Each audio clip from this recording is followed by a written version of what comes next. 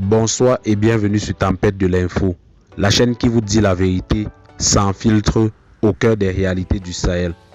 Si vous êtes passionné par l'actualité du Mali, de la sous-région et par la lutte pour la souveraineté, abonnez-vous, activez la cloche et rejoignez notre communauté de résistants numériques.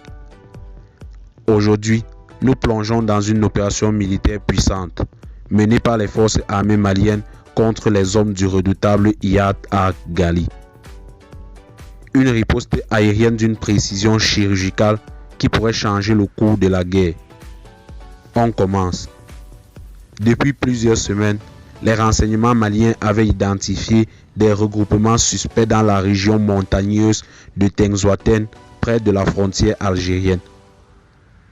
Ces positions servaient de base logistique et de centre de coordination pour les groupes terroristes affiliés à Iyad Ghali, le chef du Génim, l'un des ennemis les plus recherchés du Mali.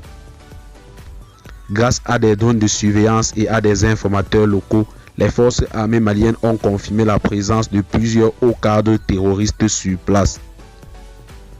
Une décision ferme a été prise au plus haut niveau de la hiérarchie militaire.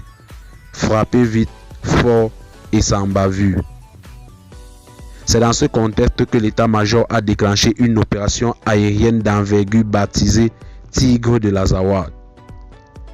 Au petit matin, alors que l'ennemi s'apprêtait à se réorganiser, les Mirages et Sukhoi maliens ont survolé la zone de base en altitude. En quelques minutes, plusieurs frappes ciblées ont neutralisé les véhicules, les entrepôts d'armes et les caches souterraines. Le sol tremblait sous les impacts. Les communications terroristes interceptées par les forces maliennes témoignent de la panique totale dans les rangs ennemis. Plusieurs combattants ont été tués, d'autres blessés ou capturés alors qu'ils tentaient de fuir. L'une des cibles prioritaires, un lieutenant proche d'Iyad Ghali, aurait été éliminé selon des sources militaires fiables, même si l'armée n'a pas encore officiellement communiqué son identité.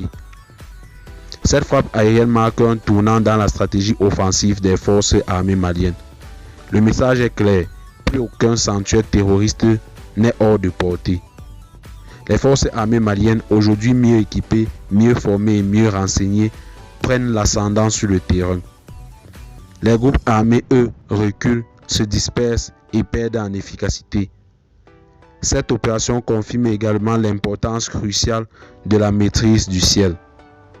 Désormais, la guerre contre le terrorisme au Mali ne se joue plus seulement au sol, mais aussi dans les airs. La frappe sur les terroristes d'Iyad Ghali n'est pas un simple acte militaire. C'est un signal fort, un avertissement, un message d'espoir pour des millions de Maliens.